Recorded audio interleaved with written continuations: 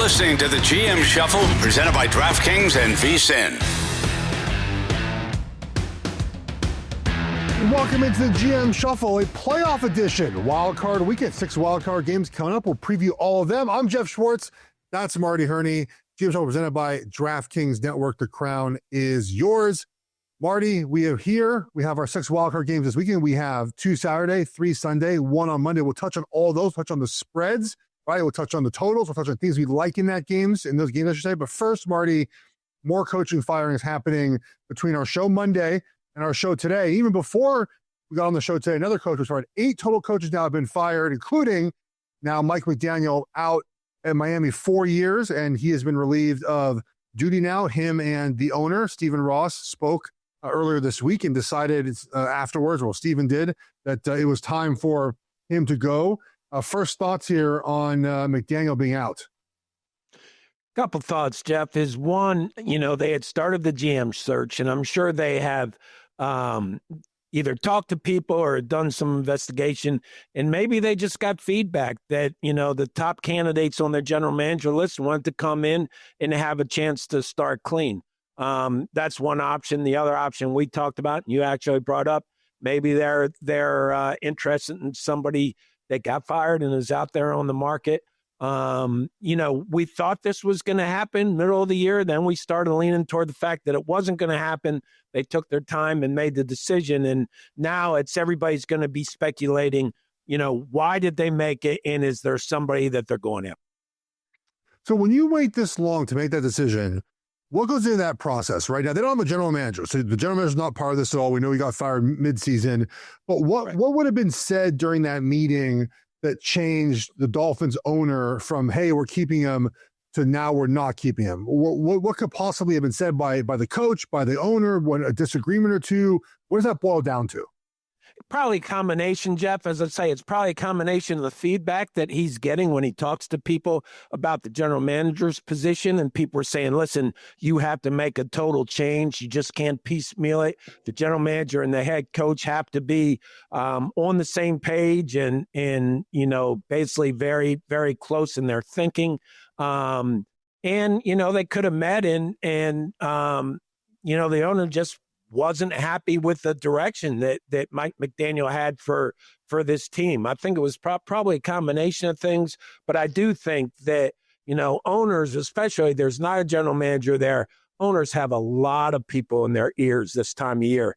And I think that, it could just be a case of, too many people saying, listen, if you're going to start, you better start new with both the general manager and the head coach. Are you of the opinion that I am of that I think you have to have them be a pair, a general manager, head coach? You have to have the general manager hire the head coach. I don't think that it works this way where the coach is already in place and you bring in the GM, unless the coach is in charge of personnel, I guess, correct me if I'm wrong here, Marty. I'm a former player and I maybe have this totally wrong.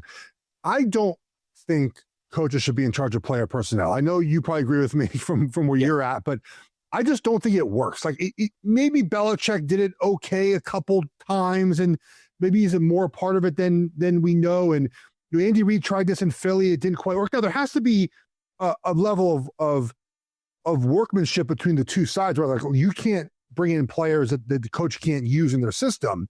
But I feel like it never works. So, and I think that you can't run a successful franchise where the coach has more power on player personnel that does a general manager. If you keep the coach and hire the GM, then it feels like the coach has more power because he's the guy who's staying and he's helping hire the general manager. Am I wrong to think that way?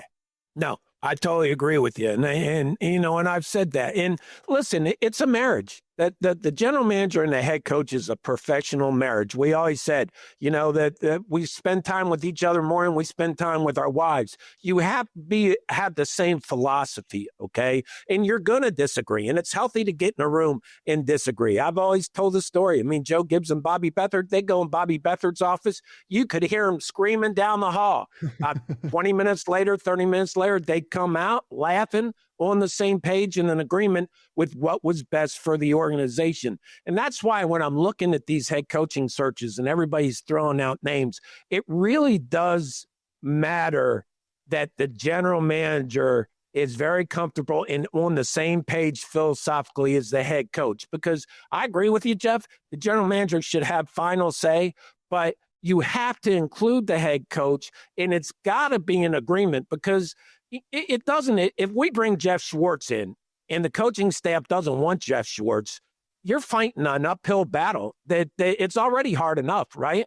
Now, if you bring somebody in that the coaches did not want, it just makes it tougher. So it's really a fine line. I do think the general manager should hire the head coach. I think he should have the final decision on personnel matters, but there has to be a close relationship and really a give and take between general manager and head coach. That's why when you're looking at these head coaches to hire, really it's, okay, what's your philosophy? How are we going to win games? And get specific about it. How are we going to build the team? How are we going to build the offense and the defense and special teams? Everybody loves to talk about complementary football. How are we going to play complementary football? How are we going to win games in the last 5 minutes each week? Because that's when they're decided. And the general manager and the head coach have to be on the same page there. It is much easier if the general manager hires the head coach, because he does need to have the final say on personnel, even though he can't go rogue now. There's got to be discussions. Everybody has to agree on the philosophy, the approach, and then the personnel decisions are easier if you agree on that philosophy. So how good is this job, Marty? Because as Tua, which appears unlikely to remain with the team, you're going to have a dead cap situation. Now, however, the Broncos managed this with Russell Wilson leaving and drafting Bo Nix. The concern here is there is no Bo Nix in this draft. And so there's not a guy now. Maybe Ty Simpson, just declared from Alabama, is a second-round Tyler Shuck type player, right? Where he's a pick 40, 35 to 40, and maybe that's where he goes. But again, Ty Simpson falls in the category of one-year starter in college football. Those have been tough to succeed in the NFL, right? So I'm not even sure there's an answer for the Dolphins. You're going to bring in a general manager and a head coach, essentially, knowing this year is going to suck. And you're going to be 3-14, 4-13 while you figure it out. And then next year, you are able to hit it with presumably a better quarterback class, including Arch Manning and some other guys that are back in school this season. So is that the sell, essentially? Like, you come here, we're going to be bad for a year, but the sell is the upside after that of draft picks and the potential to land a franchise-chasing quarterback? Yes, I mean, the general manager and the head coach have a chance to rebuild this team. And the Broncos hit kind of a perfect storm, didn't they, Geoff? I mean, they got Sean Payton. Yeah. They got Bo Nix in the draft that there were six quarterbacks in the top 12 picks. So it was kind of a perfect storm for them. But yeah, I mean, I think the lure to the Dolphins job is this is a rebuild, and you're going to have the chance to set the foundation and move forward. Yeah, I think that's the sell here as well. Well, when we got finished recording on Monday, there were, I think, 6 coaches that had lost their jobs. The 7th got added, Marty, in the firing, I should say, of John Harbaugh Tuesday afternoon. The longtime Ravens head coach out after 18 years in the Super Bowl championship there. The owner for Baltimore said that essentially hadn't won enough playoff games for us. We talked about this for a couple weeks, Marty. It felt like a breakup was happening, either Lamar Jackson or John Harbaugh. I did see a funny meme, though, that it was the backdrop of the Tyler Loop kick, had the field goal post, and it said in the middle, Tomlin fired, and then it said Harbaugh fired left and right of the goal post. Obviously, the ball went to the right, and Harbaugh gets fired. He doesn't make the playoffs. If the ball goes in the middle, maybe Mike Tomlin's fired. I feel like Harbaugh there was a breakup no matter whether they won that game or not. That's too simple, I think, in my opinion, to say the missed kick mattered. But there's a breakup happening here. They chose Lamar Jackson for now. Does this decision make sense to you? Yes and no. I mean, if that guy makes a field goal, I'm arguing with you that John Harbaugh should be considered for Coach of the Year with everything he went through. I really think at the end of the day, Geoff, and again, I kept saying all year, and things happen and make you look back at things you thought you saw. And I just thought that Lamar Jackson's body language was not right pretty much most of the year. And there seems like there was something amongst the players, they're that little stupid stories coming out about candy in the building and all that. It just seemed like there was maybe some player feedback that really made the ownership and management decide that they needed a change. I mean, 18 years is a long time in one place. It's hard to come up with something new. He's a tremendous coach. I think the one thing the Ravens have is Ozzie Newsome is still in the building. He's still involved. He's one of the brightest, best general managers or executives in this league. And I think between him and Eric DeCosta, they have a really good organization. The Ravens don't do anything without a lot of discussion and really good reasons. They make logical decisions. And I think they just made the decision that or maybe they just agree, the two sides agreed that, they had a great run and this the end, and it was time to start over. So starting over with Lamar Jackson feels like the type of place someone would want to be. Some of the framing too was like they hope to bring in a coach that, re-energizes Lamar Jackson, gets the most out of Lamar Jackson. I don't like to hear that because I feel like that's still the same discussion we're having from a couple of weeks ago when the article came out. The names linked to this, Jesse Minter or Flores, it's sort of a defensive guy. Is that the right option here? Obviously, they have to bring the OC along that makes sense for Lamar Jackson.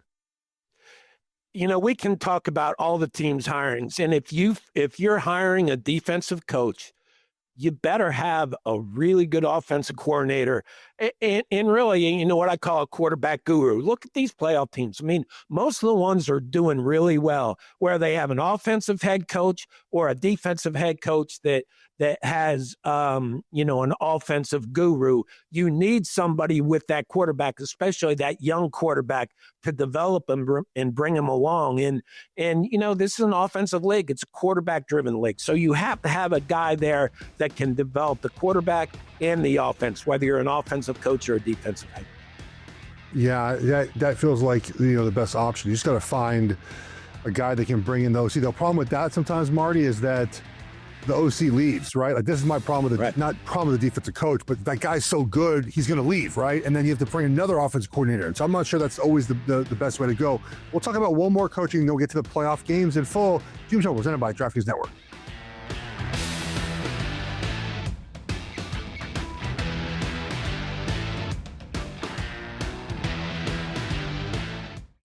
You're listening to the GM Shuffle, presented by DraftKings and VSiN.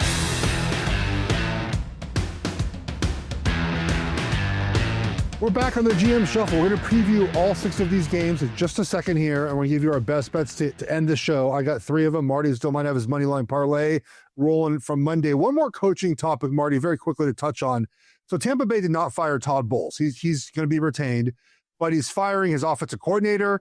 He make other staff changes. Now, Dan Quinn in Washington was not on the hot seat, but he also let go his coordinators, offense and defense.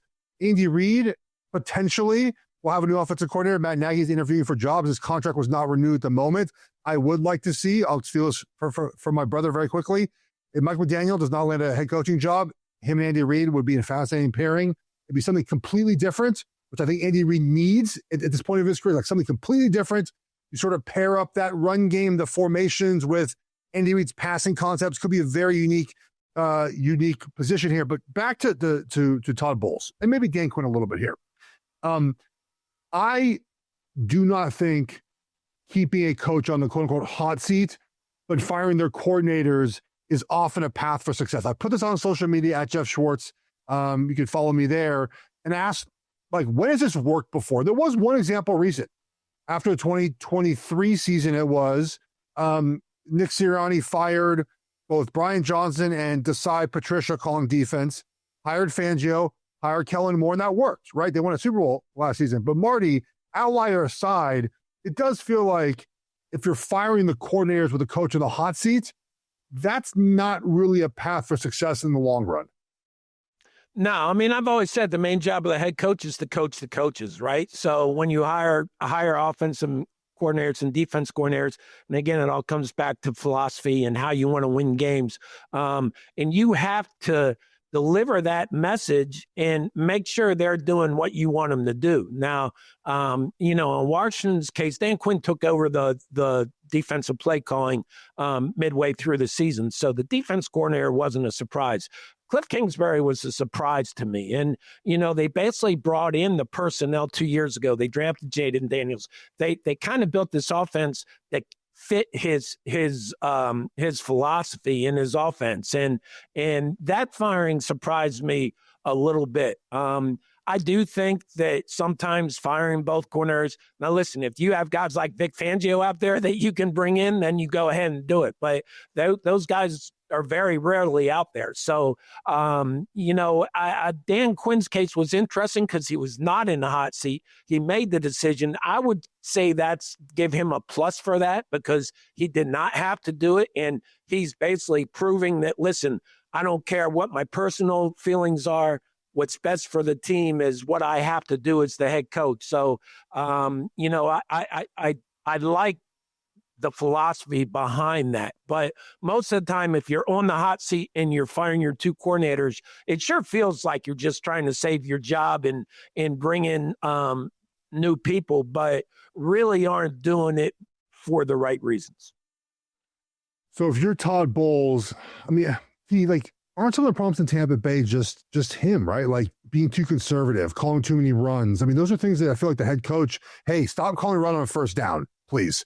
Like that's his job in the end, I think, to get on the horn and tell coach to change how they're calling plays. So I think I'm with you here. It's probably going to end up in the same spot it was going to end up in with Todd Bowles being out of a job. They're going to run back the same team. I'm concerned about, where this team is with age and with Baker Mayfield. I feel like he was hurt this year, which certainly changed the way he could play, but I don't know if I love Tampa Bay heading to next season. What I do love, Marty, is we have games to preview. But first, the like we're hearing now on the GM Shuffle is even more VSiN Pro.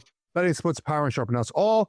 Resign on your first month at VSiN.com/subscribe and check out all subscription options. We've made it, Marty. There's wildcard weekend. A game here, a couple miles from where I'm sitting. The Rams at the Panthers. Panthers 10.5-point underdogs here. That means the Rams are favored to win by this game by at least 11 points. This is a rematch of a game we saw just about 6 weeks ago where the Rams lost in Carolina, which was kind of a rather shocking result, 31-28 in this game. The Panthers ran the ball decently well, 164. The Rams also ran the ball very well. The game had some weird weather. It's an odd game. I'm not sure the Panthers really outplayed the Rams, who had more first downs, more yards, but that's the way the NFL works sometimes. The Rams did have 3 turnovers in that game, which certainly did not help them. 11 points is a lot, Marty, in a playoff game. What are your thoughts here? It sure is. And I think there's going to be some weather in this game too, Geoff. It looks like there might be some rain and that means the team that holds on to the ball has probably got the best chance of winning. Listen, the Rams are going to be a team that everybody likes going through the playoffs. Matt Stafford's probably the MVP of the league. The Panthers, again, we've talked about it all year. They're a team that is very unpredictable. Obviously, they have to run the ball very efficiently to have a chance in this game. They have to hold on to the ball. They can't turn the ball over. They need to pressure Matt Stafford. I like the Rams in this game, of 10.5 points is a lot of points. And I just think that's why I'm kind of staying away from the spreads in the playoffs, because I think it's hard enough to pick the winners. But I do think that the Rams come in and beat the Panthers here. The up and down nature of the Panthers frustrates me, Marty, because, last week was supposed to be the week that we got the best of them after that bad loss to Seattle. We just didn't, right? And I don't trust them to do it on Saturday. It's such a different feeling in the playoffs, and they haven't done this before. They're going to have a sold out stadium. I would imagine stadium has not been sold out once this season. They might have said that, but it's going to be a full stadium of Panther fans. They're bringing Cam Newton back, I think, for the first time in forever. Like, they're bringing him back. He's going to bang the drum before the game. I remember my first playoff game. It was 2008. Just close your ears, Marty. And we hosted Arizona in the divisional round. And I never experienced a stadium like that in my life. Like, that was the first time all season we had a stadium like that, right? Where fans are waving towels. I mean, maybe there was a Tampa Bay game on Monday night that year too that was sort of crazy like that. But you're going to have just the whole stadium. I thought about going until I saw it was going to rain. I'm too fair weather fan for that, Marty. But You're going to have people there that weren't there all year. Like the vibe is so different in the stadium. Can you emotionally control yourself when you haven't done it before with a team that's so up and down, right? They're good is really good. They're bad is really bad, right? And so I think the Rams, they've been here before. They've done this before. They prepare their season to play in the postseason, right? The Panthers prepare their season to just get to the postseason. Those are two different mentalities. So I think the Panthers, I hope they keep it close just for the sake of living in Charlotte, Marty, but I do think this point spread is about right for when these teams are. If you think they're playing their best football, the Rams are this much better than Carolina, I think that's fair to say. Yeah, I don't think the Rams have been playing their best football either, but you're right. Yeah. That stadium will be absolutely nuts, Geoff. And I think that helps the Panthers. And really, you would like to see, I think for the Panthers to have a chance, they have to get off to a fast start, right? You have to put the Rams and Stafford in a position where they have to drop back, pass the ball, and then you try to get pressure on them. But You're exactly right. Boy, I tell you what, that I've been in a lot of stadiums for playoff games, and you don't get any better than Carolina. Those fans are excited. It's been a long time since they've had a chance to come see a playoff game, and they're going to be absolutely rabid. It's going to be wild. So weathering that emotion will be hugely important for Carolina. Getting to the Saturday night game here between the Packers and the Bears. This is flip-flop back and forth, but right now the Packers are a slight favorite in -1.5. A total 45. The Packers money line at -120 is something that I'm eyeing here. Look, you have to basically, for better or worse, whatever, but kind of just disregard the last couple weeks for the Packers, which is hard to do. They did not have Jordan Love. They didn't look very crisp, but I'm not sure that matters in this game. These playoffs to me are going to be a fade of a lot of teams rather than being on certain teams, right? So the Bears defense to me is not a defense that's going to play well in the postseason. They are 25th right now. 25th overall efficiency. They're a team that thrives on turnovers. They have 33 takeaways this season, which is the most in the NFL. When they've turned the ball, when their opponents turn the ball over one or fewer times, the Bears are 2-6, right? When they've turned the ball 2 or more times, they're 9-0. They've also allowed the most points, the fourth most points all time of a team that led the NFL in takeaways. And the other 6 teams around them all missed the playoffs. So it does feel like a little bit of luck has gotten them there.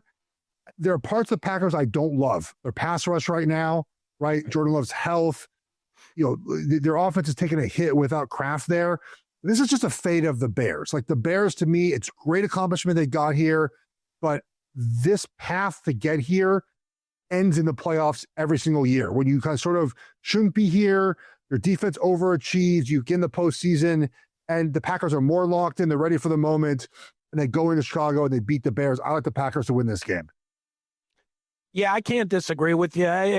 It's all about Caleb Williams to me, Geoff. I mean, he is last in the league in completion percentage, right? The last time a quarterback that was last in the league in completion percentage won a playoff game was 2011 with Tim Tebow. And that may be the only time it's happened, but I know that was the last time it happened. So now you counter that with the fact that Caleb Williams has had 6 come from behind victories, and that's really one of the metrics you use to gauge quarterbacks, and especially young quarterbacks. So I think that this is a very difficult game to call. Division games, it's got that extra competitive flair. These two teams know each other, but it really does feel like Green Bay is just a little bit ahead developmentally, and they would get the edge. But this one's too close for me to pick even on the money line. I don't want to throw shade at Tim Tebow, but you mentioned the Broncos. His box scores are just all-time classics. So the 2011 victory against Pittsburgh in the wild card round, the Demaryius Thomas touchdown right in overtime. Yes. That game, Tebow was 10 of 21, okay, for 316 yards. Like he won a game that year 2 for 8 passing. I know because there is Dave Magazoo. I've talked to Dave. He was 2 for 8 in a game. with 69 yards passing, and they won 17-10 against Kansas City. So to your point, like, that's not Caleb Williams, not at all, but like, those teams that sort of get in that way, the Bears run the ball very well, right? Their offensive line, they invested in it. It's paid off really well. I like the Packers ever so slightly here. We'll talk about the next 4 games coming up here on the GM Shuffle presented by DraftKings Network.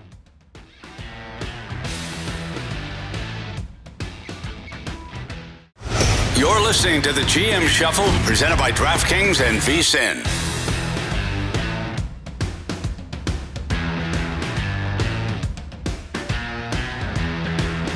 We're back on the GM Shuffle, previewing the wild card weekend of action. At the end of the show, we'll have our best bets here. What I find to be the most fascinating game is the first game on Sunday. The Buffalo Bills at the Jacksonville Jaguars. Buffalo slight favorite here, minus 1.5 points here. And the total is 51.5. It is the highest total of the weekend. Money lines are about even, which is interesting considering the Bills are a slight favorite here. Marty, the team that has the most pressure to win this postseason is the Buffalo Bills, right? You have cleared out Patrick Mahomes from the postseason. Joe Burrow, who's been a thorn in the side of the Buffalo Bills, is out of the postseason. Lamar Jackson, who's often been a thorn in the side of the Buffalo Bills, is out this postseason.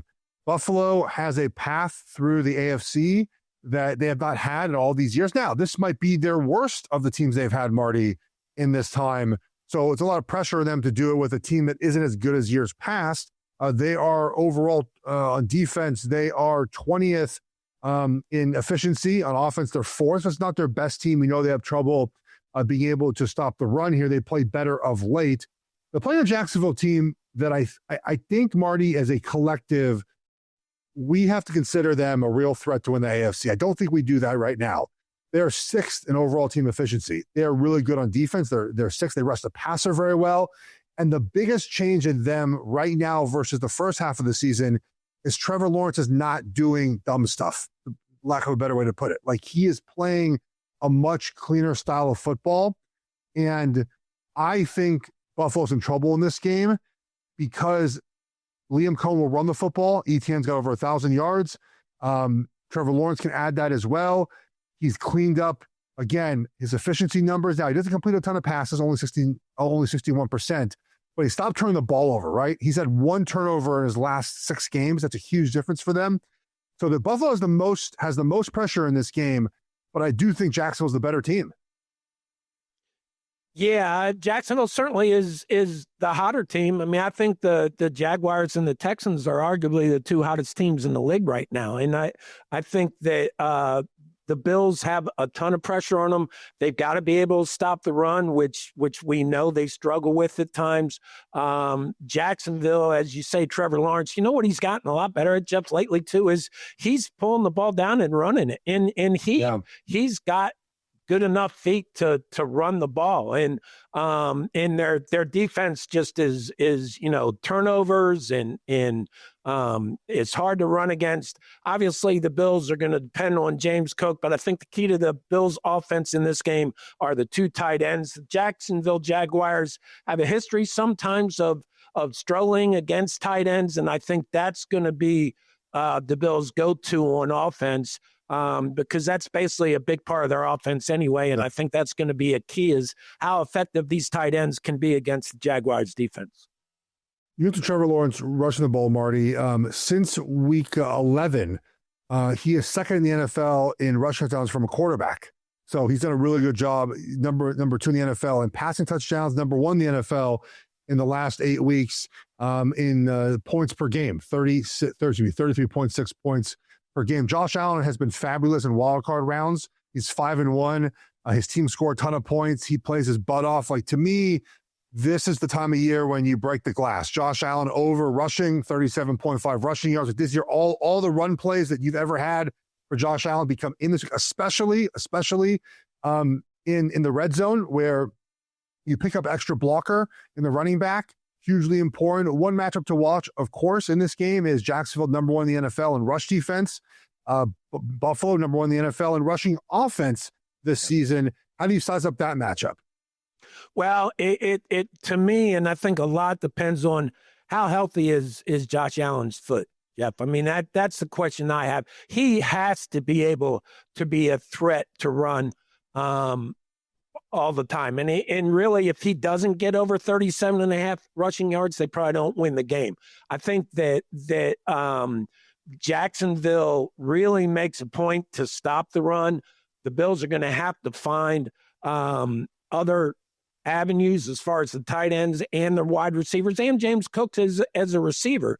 I think this all comes down to Josh Allen's health. And the Jaguars, again, are probably arguably the hottest team in the league right now.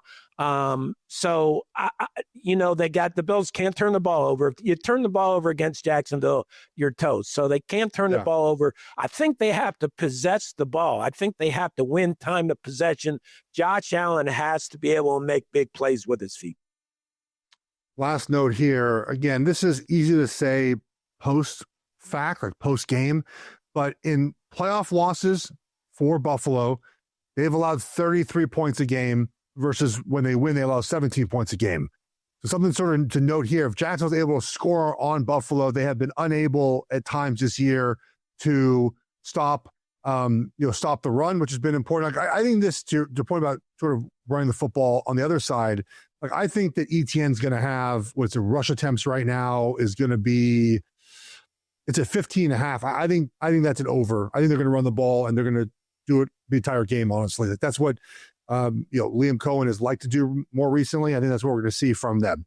All right, Marty, moving on here to the next game in this group here is the Eagles hosting the 49ers. This game opened up about 3.5. It's now to 4.5. Eagles favored by 4.5 here. Total 44.5. This feels like bad versus bad and good versus good, where you have Niners defense bad, right? Eagles offense kind of meh. Eagles defense really good. Niners offense really good. The Niners defense, Marty, it's hard for me to believe they're going on the road and winning this game. We saw last week when the Niners offense played a real defense, they struggled a lot. Trent Williams' status still up in the air. I think he probably tries to suck it up and play this weekend.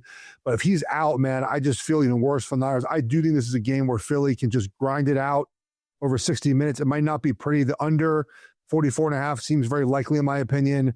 But just starting from the matchup of let's go strength to strength. Eagles defense, Niners offense. How do you see that? How do you see that going down? Well, you just hit it. If Trent Williams doesn't play, it's not good. I mean, he's a key to them. And I think that this is a game where I say it every week, Geoff. I can't say enough about the coaching job that Kyle Shanahan and Robert Saleh have done there with all the injuries and all the ups and downs that they've had. But you just I feel like at least they may have plateaued. They may have leveled out. And you still, listen, they're the defending champions. You have to knock them out. And I just feel like the Eagles are just sitting there quietly, laying in wait. Everybody's talking about what's wrong with them and why they have one good half and not another. They're at home. They're in the playoffs. They've been here. They know what it takes. I just see the Eagles winning this game. Does it matter at all to you the Niners have generally been successful in the postseason? The last, 8 postseasons, it's been championship game or Super Bowl appearance for them. Does that matter at all to you? They understand sort of how to win these games, or is each individual year sort of on its own? Well, no, I mean, certainly that does, but it comes right back to coaching, right? I mean, it's no matter what the personnel is, they have the same philosophy and the same structure in their coaching staff, and I think that's just a credit to them. But I do think that they're going up against a team that really has just as much familiarity and success in the playoffs. So, and the Eagles are at home. They've taken enough criticism, Geoff, where you never thought you'd say that a defending Super Bowl champion has a chip on his shoulder. But they have to have a chip on their shoulder, right? They have to be in those meetings saying, nobody thinks we can win. Nobody believes in us. Let's get together and play our best ball. And I really do think the Eagles will play their best football in the playoffs. Well, I hope so. I think they have an opportunity to do that. They're much better at home in the postseason than on the road under Nick Sirianni. 0-2 on the road, 5-0 at home, which traditionally it's a hard place to play, man. I think people don't realize. I know people look at them booing Santa 30 years ago, but it's a very hard place to play. The fans are raucous. It's loud. The weather always plays a factor in games Philly late in the season. So looking forward to watching this one here. Let's move on to next games. We have enough time to get all these in here, Marty. New England is hosting the Chargers. New England's favored by 3.5, total 46.5. This is the late game on Sunday night at 8 p.m. And Marty, look, I don't want to be mean about this. I really don't. But I don't have to make friends on the Patriots. I think their schedule plays a big factor in why they're so good. And this is a Chargers team that, while there are concerns about the tackles, the Patriots pass rush is not something that is overwhelming. Their pass rush inside is good, right? With Williams being back. But look, Patriots this season, when they play teams that are 500 or below, they're 13-1. Turnover differential +6. They played 3 teams this season above 500. That's only 3. They're 1-2. Their points per game drop by 8. Their points allowed go up by 8 points. Look, the Chargers have to break this mystique they've had over the years of charging in playoff games. Absolutely true, right? It's a problem for them. They have lost playoff games with Justin Herbert. But I don't know, man. I like the physicality of the Chargers defense. I like that matchup against the Chargers offense. The Patriots offense. I guess we'll start with there. Chargers defense, Patriots offense. What are your thoughts on that matchup?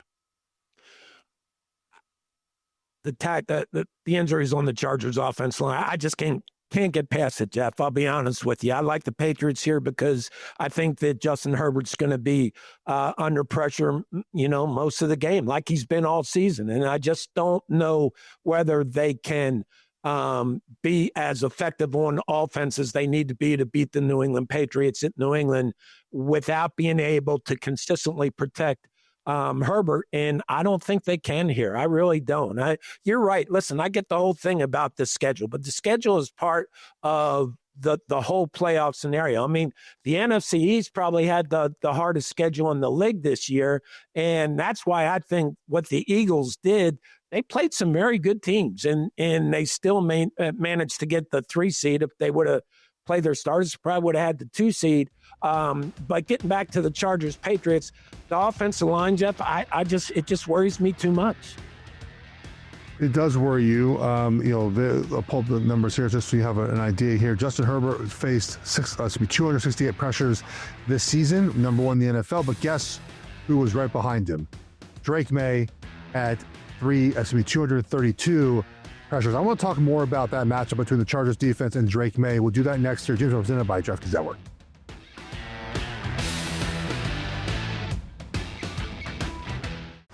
You're listening to the GM Shuffle, presented by DraftKings and VSiN.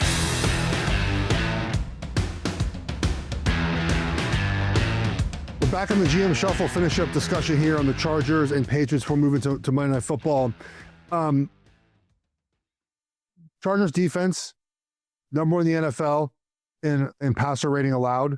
They're 5th in completion percentage, 5th in passing yards per game. They have a ton of turnovers. They don't allow a ton of touchdowns.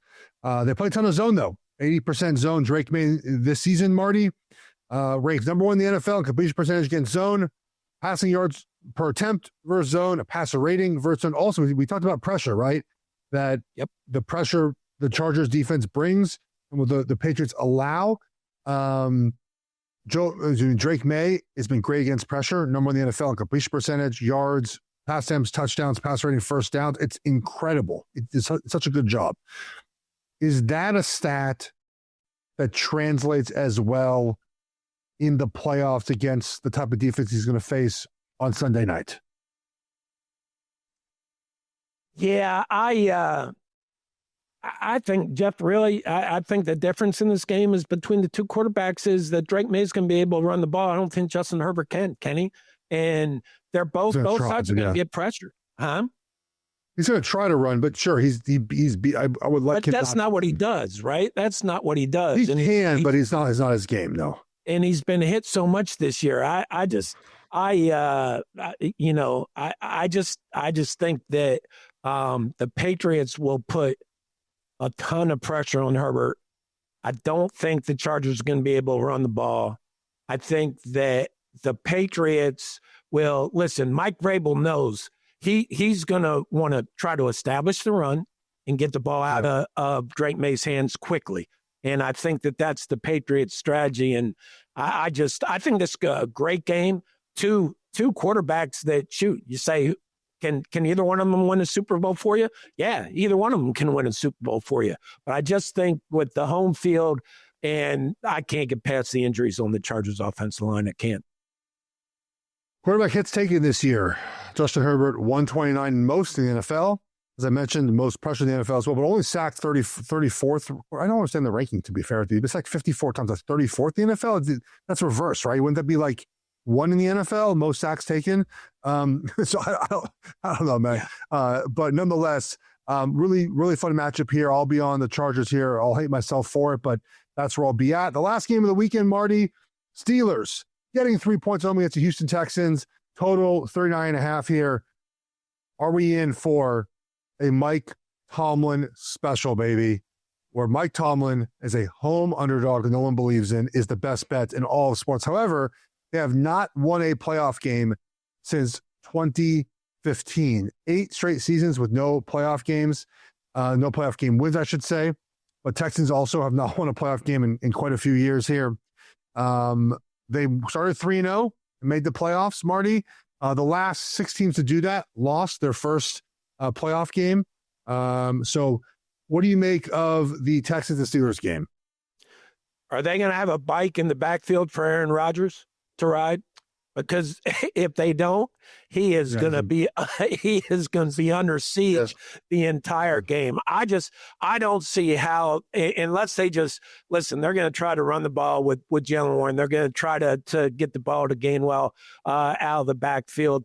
But I just don't. I think this Texans defense is for real. I think they're going to pressure the whole game. I think they create turnovers.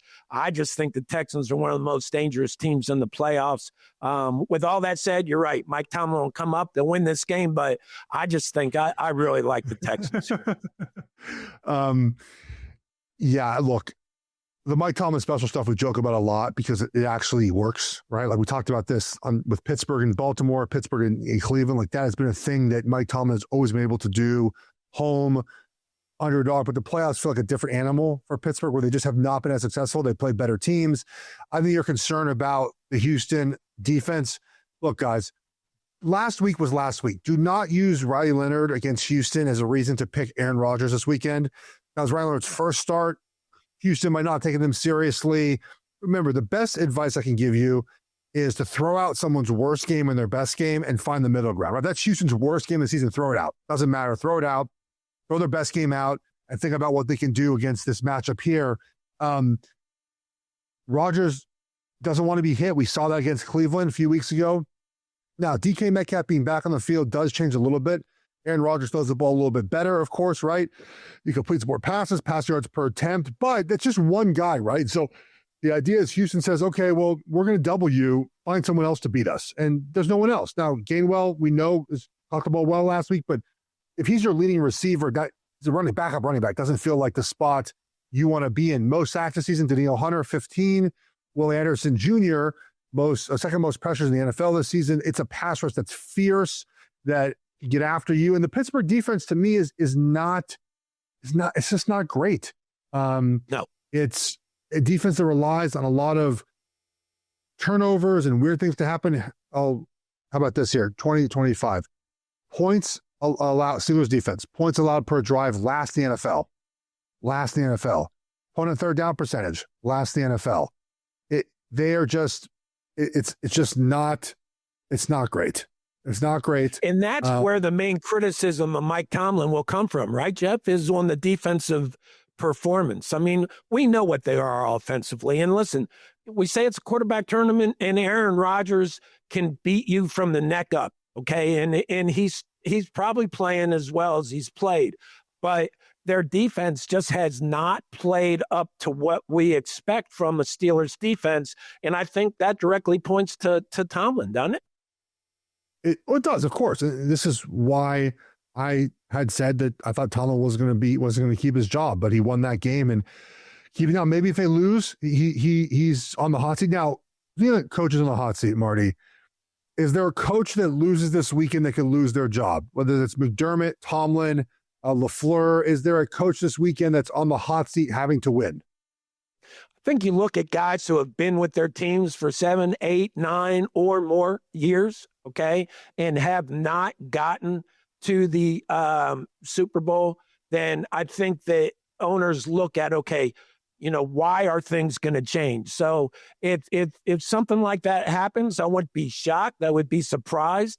Again, I was shocked by the John Harbaugh firing, but yeah, I mean, I think that we've seen in this league that it doesn't necessarily have to happen the Monday after the regular season or the Wednesday after the regular season, and it can go into the playoffs. So, we'll see what happens. But yeah, I think that teams who expectations were to get to the playoffs and to win playoff games. And, Pittsburgh's a place that they expect not only to make the playoffs, they expect to win playoff games and get to the Super Bowl. That is the expectations the organization has set. They haven't done it in a while. So that's why I think there's public pressure on Mike Tomlin. But I don't know. You make the playoffs, that's a feat in itself to me. Marty, before we get to best bets here, Super Bowl prediction. Who are your Super Bowl teams? One AFC, one NFC. Well, in the NFC, I'll be honest. I can't. It's two teams to me in the NFC, and in the Seahawks and the Rams. The Eagles do concern me, but I think it's either the Seahawks or the Rams, and I'm not quite there yet. In the AFC, I think it's Denver. Okay, so I am breaking a rule of mine where I basically picked the 1 seed because that's been the team that has won and gone to the most Super Bowls. Right.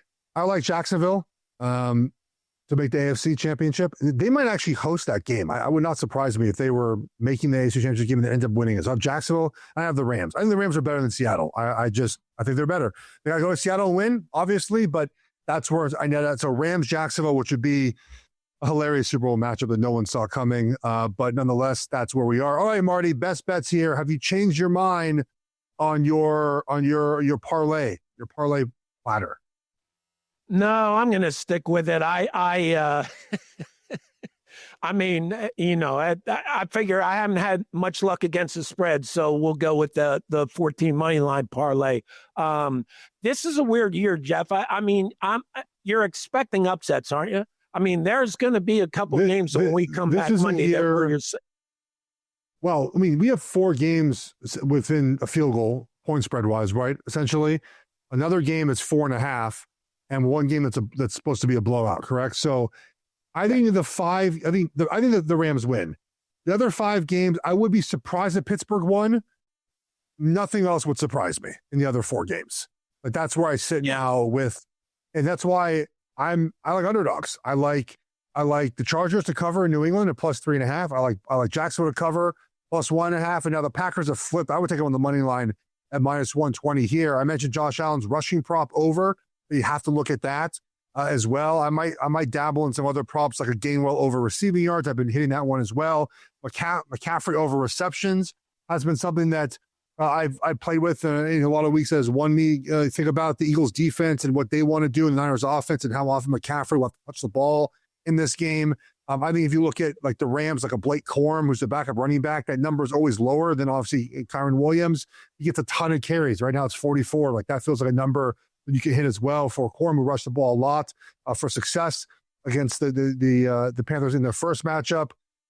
So look, it's going to be a great weekend, Marty. Again, I feel like this is a year where it's the most wide open I can remember. No Patrick Mahomes, right? No Tom Brady, no Joe Burrow. Those have been the AFC participants, I think, the last 10 years in the Super Bowl. The NFC tends to be more wide open. So is there one game, though, you're looking forward to more than any one other before we get out of here? Well, let me ask you this first. Home field advantage. I think home field advantage is huge in the playoffs. What's your perspective as a player?